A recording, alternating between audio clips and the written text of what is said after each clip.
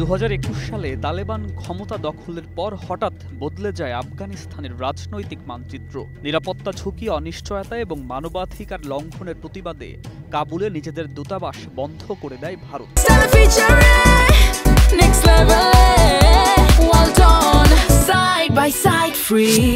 দীর্ঘ 4 বছর পর মঙ্গলবার সেই দরজায় আবার খুলে গেল, আর কাবুলের আকাশে ফের উড়ল ভারতের পতাকা। সম্প্রতি আফগান পররাষ্ট্রমন্ত্রী আমির খান মুত্তাকির নয়াদিল্লি সফরের পর দুই দেশের সম্পর্কে নতুন উষ্ণতা তৈরি হয়। সেই সফরেই কূটনৈতিক পুনরায় সংযোগের ভিত্তি গড়ে ওঠে। পরে ভারতের পররাষ্ট্রমন্ত্রী এস জয়শঙ্কর ঘোষণা দেন নয়াদিল্লি কাবুলের দূতাবাস পুনরায় চালু করবে, যা অবশেষে বাস্তবে রূপ নিল।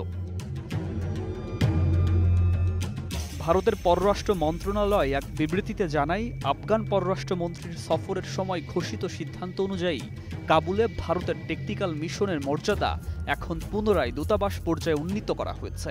তারা আরও উল্লেখ করে, এই সিদ্ধান্ত পারস্পরিক স্বার্থে দ্বিপাক্ষিক সম্পর্ক গভীর করার ভারতের অঙ্গীকারকে তুলে ধরে।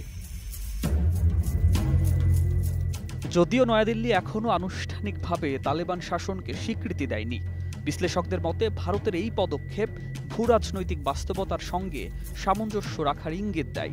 আফগানিস্তানে চীন, রাশিয়া, ইরান ও পাকিস্তানের কূটনৈতিক উপস্থিতি বাড়তে থাকায় ভারতও সেখানে প্রভাব ধরে রাখতে আগ্রহী। বর্তমানে কাবুলে 1 ডজনেরও বেশি দেশের দূতাবাস চালু আছে, তবে আনুষ্ঠানিক স্বীকৃতি দিয়েছে কেবল রাশিয়া। মুত্তাকির সাম্প্রতিক নয়াদিল্লি সফর তাই তালেবান সরকারের কূটনৈতিক প্রচেষ্টার বড় সাফল্য হিসাবে দেখা হচ্ছে।